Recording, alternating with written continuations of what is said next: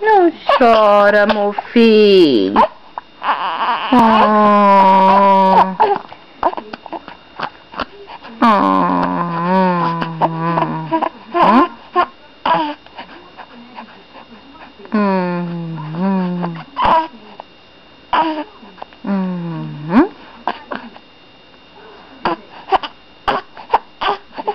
Que foi?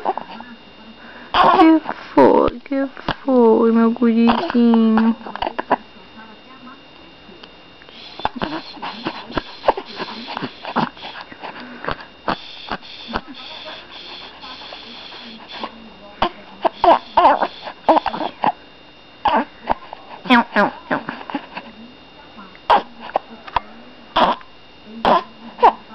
Hoje foi o primeiro dia que eu comi uma maçã. Minha mãe tentou gravar, mas não apareceu porque a minha mãe é muito boba.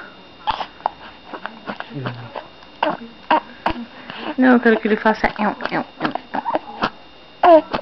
vontade de chorar.